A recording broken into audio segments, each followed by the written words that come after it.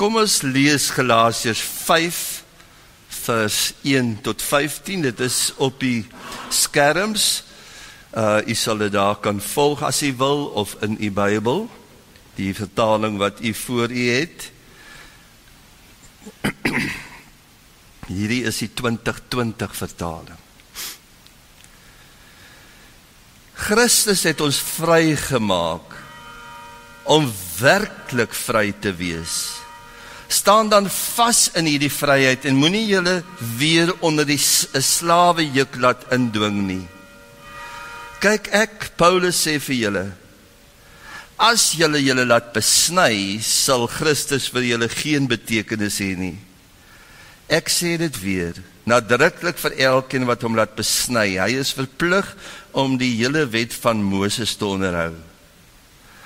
Julle wat van julle sonde vrygespreek wil word deur die wet te onderhou, het julle band met Christus verbreek. Julle die genade van God verbeur. Wat ons betref deur die werking van die Gees, is dit ons hoop en verwagting dat ons deur te glo vrygespreek sal word. In Christus Jesus is dit nie van belang of jy besny is of nie. Al wat van belang is geloof wat deur die liefde tot dade oorgaan. Julle was so goed op pad, wie het julle verhinder om die waarheid te bly gehoorsaam? Wie het julle omgepraat? Nie God nie, hy roep julle tot gehoorsaamheid. 'n bietjie suurdeeg deurtrek die hele deeg. Ons band met die Here gee my die vertroue dat julle net so sal dink soos ek. Maar die man wat vir julle in verwarring bring, wie hy ook al mag wees, God sal hom straf.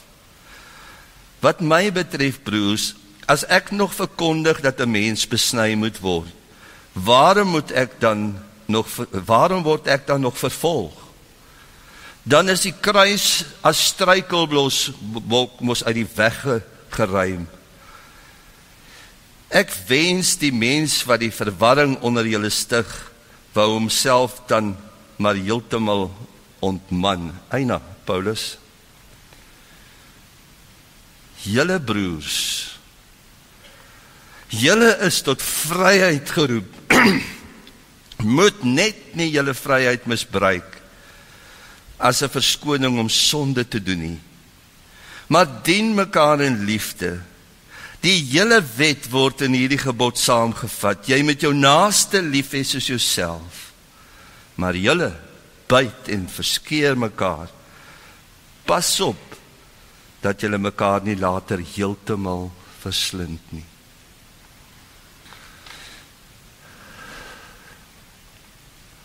Nou ek het baie dinge nou al reeds gesê, en nou kom hier met die skriflesing, kom daar 'n woordjie in wat dit totaal kan sê, maar is hierdie dominee nou regtig op die spoor?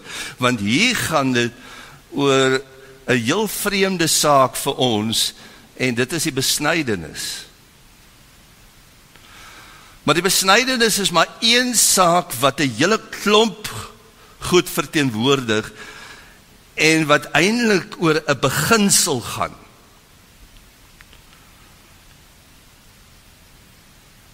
En soos dit dan die geloof was dit vir die kerk in daai tyd, toe die verspreiding plaasgevind het, en die mense die evangelie ook aan ander verkondig het, was dit nog 'n sterk punt gewees, maar as jy in die verbond wil inkom, as jy deel van ons wil word, dan moet jy nog besny word.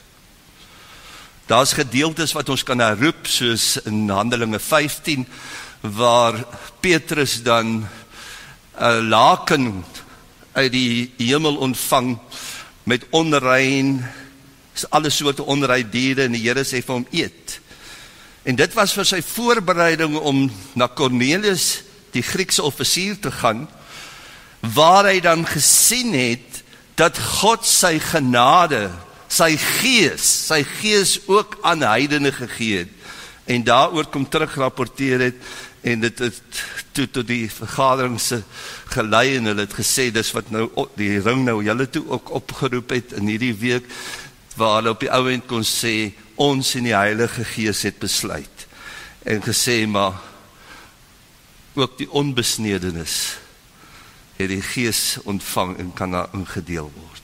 So die beginsel is, dat dan niks kan bydra op enige manier om die vryheid in Christus wat vir ons bewerk is, nog beter te maak, of kan bewerk nie. Dit is afgehandelde stuk werk deur Christus alleen. Ons is vrygemaak. En ons kan hier die hele beginsel nou uitbrei op alle terreine van ons lewe, waar ons nou kan begin deur te sê, maar goed, met ander woorde, dit gaan nou ook nie meer oor die doop, of hoe ek gedoop is nie, en hoe elkeen sy spiritualiteit uitleef nie, of jy in tale praat, of nie in tale nie. So kan mens aan 'n hele klomp goedjies doen. Maar dit kan ook oor praktiese dinge gaan, hoe ons na mekaar kyk.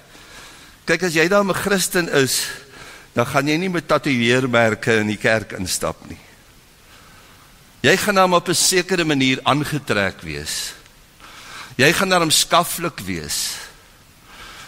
En dan kry jy mens nog politiese goed, wat nou ook in die kerk eintlik al behalwe op 'n manier ingebring het, en sê, ja, maar dis dan belangrik, ons het daarom 'n sekere afkoms.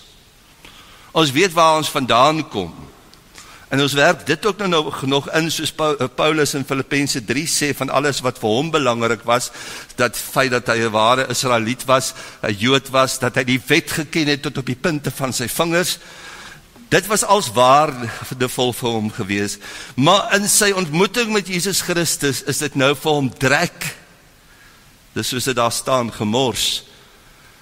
En al wat van belang is Jesus Christus te ken. En dit bring ons dan by die punt weer waar ons begin het vanoggend, deur dan ook te kyk, maar wat het Jesus gedoen om hierdie vryheid te werk? En ons het daai lied gesing, aanskou die heiland van die kruis. Ons spandeer 'n hele kerklike jaar daarin. Ons is nou weer aan die einde van koninkrykstyd en in Desember begin Advent.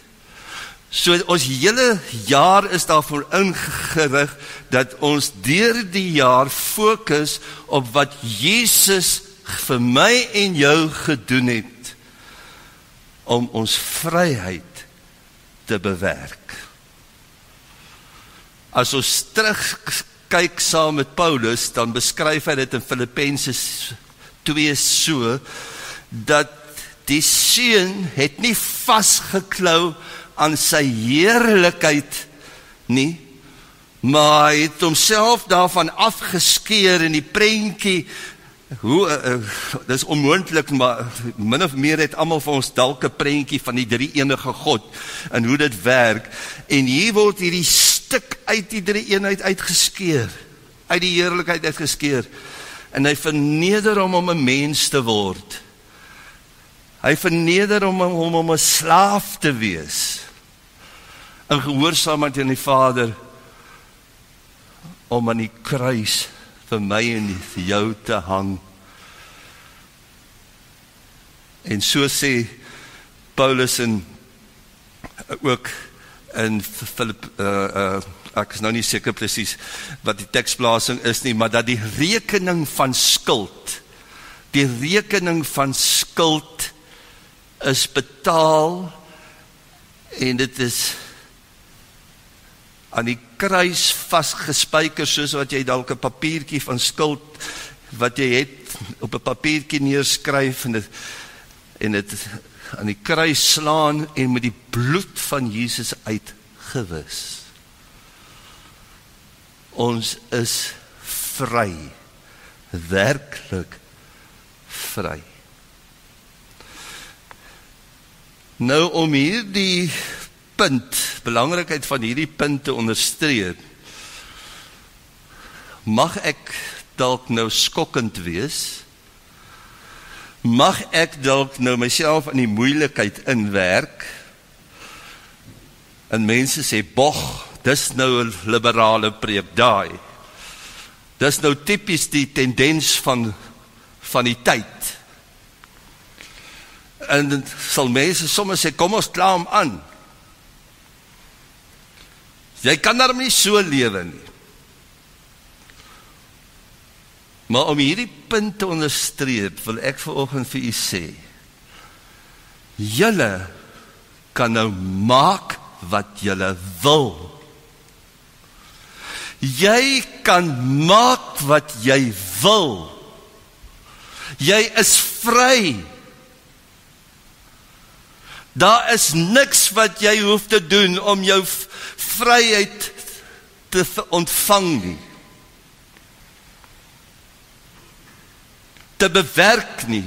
Dit is vir jou bewerk. En jy is vry.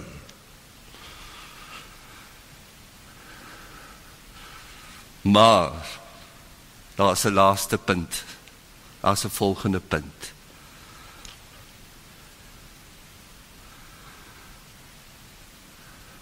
En dit word ontsluit deur die gedeelte wat ook sê, dat ons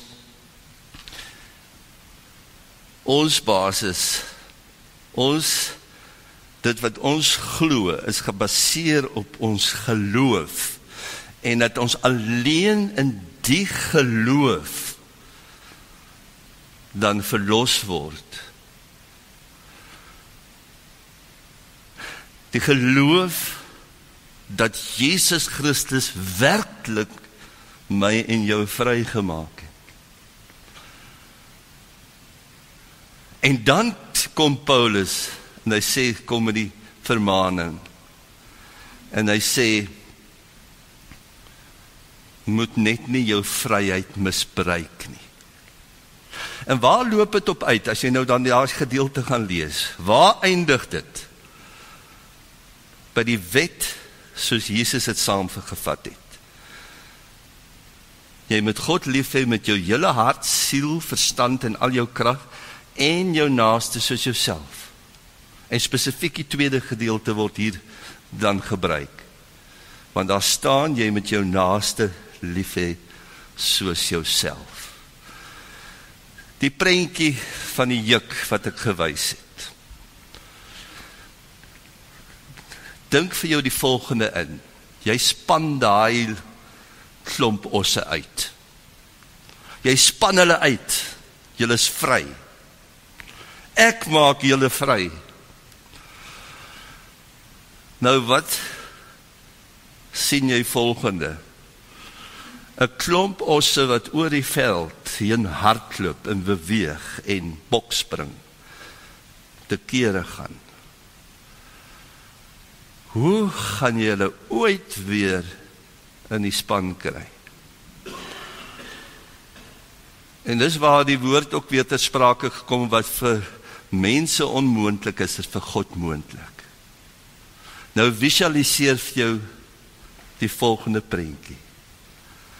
Hoe daai span osse dan kom, een vir een, stap hulle, sonder 'n sweep, sonder dat iemand hulle aanjaag, en hulle kom staan op hul plek, tot die span vol is, dan word die wa aangehaak, en sonder 'n juk, word daai wa getrek. Net so verwysingkie na die film Babe. Wie het dit gesien? Of wie kan ons storie nog van die varkie onthou? Die varkie wat, ek het nie tyd om die storie te vertel nie, maar die varkie wat dan in hierdie verwarrende situasie kom en homself op 'n skaapplaas met herdershonde bevind en ook 'n hond wil wees, ook skape wil aanjaag. En die eerste poging was, toe byt hy 'n skaap en is groot moeilikheid, maar deur die genade van maaskaap wat vir hom bietjie onder die vlerk neem en leer sy hom die taal, gee sy vir hom die kode, die taal, om met die skape te kommunikeer. En daar gebeur 'n krisis, die kampioen herdershond het doof geraak, kan nie hoor nie, die baas gaan tot skande gemaak word by die vertoning, en Byb tree in. En omdat hy die taal leer praat het, sê hy by die skou, sê hy vir die skapies, julle met die mooi blou strikkies, kom julle nou maar eerste, en dan staan julle vorentoe, en hier kom die skapies, staan vorentoe, en julle nou met die rooi strikkies, kom nou julle ook, en so het hulle die skare tot stilstand, met 'n groot redenasie waar hulle die boer tot bespotting gemaak het, kry hy nou 'n staande toejuiging. En dis ons vryheid, dis om werklik vry te wees. Om die taal van die Heilige Gees te verstaan. En daardie taal te praat, daardie taal dan te leer praat. Ons is ook oor die veld teen. Ons ken van skeiding, ons ken van beklei. Die waarskuwing is juis die Paulus wat sê, as julle so aangaan, gaan julle mekaar nog verslind, julle gaan mekaar opeet. Maar om die taal te verstaan, om die taal van werklike vryheid, verlossing te verstaan, om te weet wat gee betekenis in my lewe. Wat gaan werklik my gemeenskap, of my beginnende maar by my gesin, kerk, gemeenskap, land. Wat gaan werklik? As iemand oordeel oor die landsituasie, is dit regtig 'n situasie van elkeen kan maar doen wat sy wil, en hy soek sy eie begeerte, hy soek sy eie pond vleis, hy wil homself verryk, dis die gesindheid.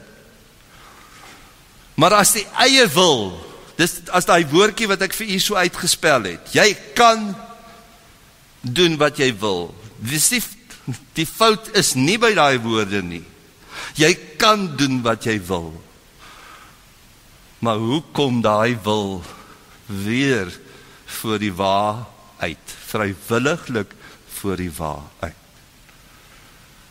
En dis talle voorbeelde wat by my opkom, wat nou kan gebeur, hierdie vryheid. Jy kan dalk sit met 'n wroging, want die dominee wat hier voorpreek, hy hamer gedurig op dankoffers. En is gedurig betrokkenheid. En julle doen te min, en julle sis of so. Nou kan jy na jou dominee toe gaan, sê dominee, ek was altyd verskriklik omgekrap as jy so preek oor dankoffer en betrokkenheid eens. Maar dominee, ek is vry. Ek wil nou my bydrae gee en ek gaan met die Here daaroor praat. Ek wil nou in hierdie gemeente betrokke wees en ek gaan met die Here daaroor praat. Ek gaan by hom leer. En dis hoekom Jesus in Matteus, Jesus' uitnodiging soveel sin maak, soveel betekenis maak in Matteus 28, waar hy dan sê, of 11, dis 11 vers 26 tot 28, waar hy dan sê, kom na my toe, julle wat so moeg is van die lewe. En wat is dit wat jou moeg maak? Juist deur jouself so gedurig onder die juk in te lewe, in die skuld in te lewe, in die beklei in te lewe. Selfs julle godsdiens maak julle moeg, want 'n klomp is oorlaai en 'n ander doen niks. Julle trek al skeef. Maar kom na my toe. En ek sal julle rus gee. Kom leer by my. En ek sal julle leer hoe om te lewe. Kom neem my juk op, want my juk is sag. So dit is ook aan die ander kant 'n oproep in die Bybel, neem jou juk op. Neem jou juk op. Elkeen in die gemeente asseblief, neem jou juk op. maar die sagte ene. Die sagte een saam met Jesus. Die een wat sê, soos wat Maria in die tyd gaan ons dit nou weer baie hoor, wat gesê het, ek is beskikbaar. Hoe kan dit moontlik wees alles, maar ek is beskikbaar. Die een wat, soos Paulus sê, die liefde van Jesus dring my.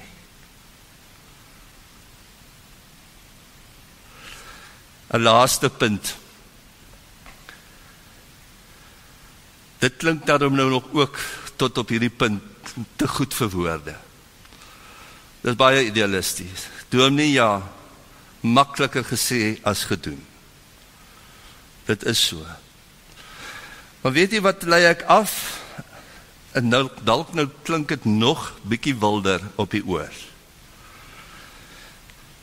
As jy, het gehoor van mense wat in vergeleging in die hospitaal was, as 'n dokter vir jou sê, ja, so en sis, en jy moet opereer word, en hy sê vir jou, hoorie, ek gaan probeer om op jou te opereer. Ek gaan probeer om op jou te opereer. Sal jy gaan? Of sal jy nog iemand gaan hoor? Maar deur God se genade red hy ons met probeer. En dis 'n werklikheid. Maar daar is 'n verskuilde iets in wat net elkeen by homself kan sê. Dis hoekom die oordeel oor mekaar moet weg. Elkeen kan vir homself gesê, wat is die inhoud van daai probeer? Van waar kom hierdie probeer? Kom dit van die lippe? Of kom dit hier vandaan? Diep uit die hart. Ons lees in Kolossense byvoorbeeld, dat die Here sê, strewe om die wil van die Here te gehoorsaam. 'n ander gedeelte sê, dink aan die dinge daarbo en nie die dinge van die aarde nie. En dan kom my gunsteling gedeelte in Filippense 3. Dan sê Paulus, waar hy nou hierdie ervaring gehad het van, en die besef gehad het, hoor jy sommer, ek is nou die een wat eintlik 'n slaaf is. Ek wat in beheer wil wees. Ek wat mense wil doodmaak. Ek wat die stories van Jesus Christus, almal wat dit verkondig, ek wat hulle uit die weg wil ruim. Ek is die gevangene. Ek is die slaaf van my eie ideologie. En vryheid, om vry te wees, in die hele proses wat met hom gebeur het, 3 dae niks gesien nie, die skille wat van sy oë afgeval het, is tekende daarvan, om vry te wees. Dis alleen as ek Jesus volg. En dan sê hy in Filippense 3, noem my op al die dinge waarvan hy eintlik 'n slaaf was, sy afkoms, sy kennis, sy intellektualiteit, dat hy die wet so goed geken het, dat hy presies vir homself uitgewerk het, maar dis hoe die verbond werk, en dis hoe God amper dan by implikasie werk. Dan sê hy, maar dis nou gemors, dan sê hy, al dit wat ek wens, nadat hy gesê het, dank God, ek is nie meer wat ek was nie, maar ek is nog nie wat ek moet wees nie. Dan sê hy, al wat ek wens is om Jesus te ken, en ek span my in, ek strek my uit, elke dag om al meer en meer te word wat ek in Jesus Christus is. En dis op grond daarvan wat sy verhouding met Jesus Christus geken word, van waar hy uitgegaan het en in die gevangenis gaan sit het oor die dringendheid van liefde, van Jesus se liefde, om mense die evangelie te verkondig, hulle vry te maak.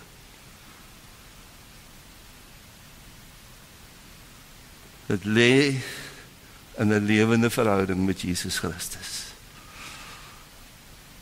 waar ons mekaar nie in kan oordeel nie. Maar hoogstens, soos Galasiërs 6 vers 2 sê, in 'n gees van sagmoedigheid vir mekaar kan op die pad help. Al die twisgesprekke, daar's soveel goed wat mens kan byhaal, ek moet eindig. Al die twisgesprekke in ons kerk, waar kom dit vandaan?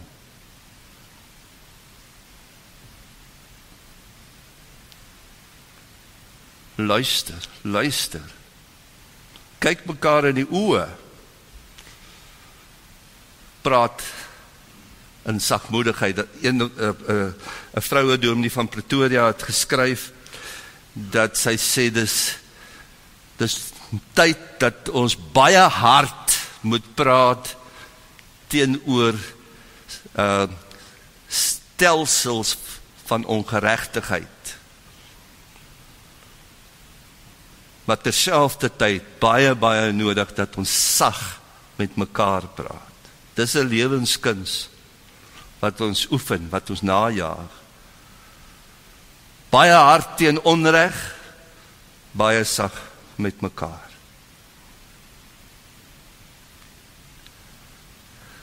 Mag u die vreugde ervaar aan die een kant om regtig te kan sê dat jy vry is.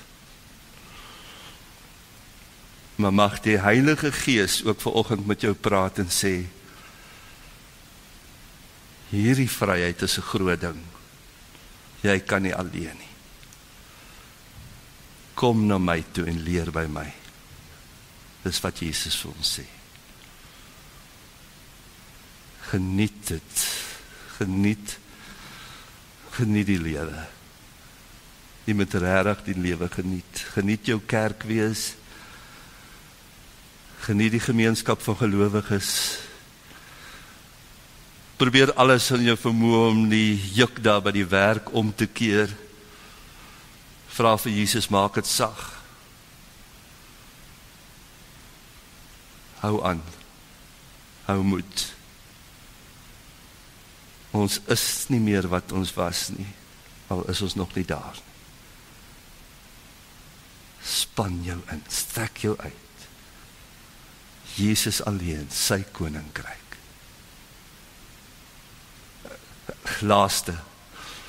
Dr. Jan het gepreek oor die bergrede van Jesus, oor jy moet jou vyande lief hê. Daar word vir julle gesê, jy moet jou naaste, die wat naby aan jou lewe is, jou naaste, wat jy sê, jou naaste beskou, jy moet hulle lief hê en jy moet jou vyand haat, maar Jesus sê, jy moet jou vyande lief hê. En dan eindig hy met die volgende woordjie, en dis wat ek om eindig. Hy sê, want hy wys dit toe uit, as ons net lief het vir die wat ons, net terug lief het vir die wat ons lief het, net lief het vir die wat ons mee gemaklik voel, wat het ons dan meer gedoen as die wêreld? En dan sê hy, maar julle, wees volkome soos julle Vader in die hele volkome is. Wat is my en jou kriteria in elke situasie? My gevoel, my mening, die mensdom, die onreg, die korrupsie, noem op die lang lys, is dit my kriteria?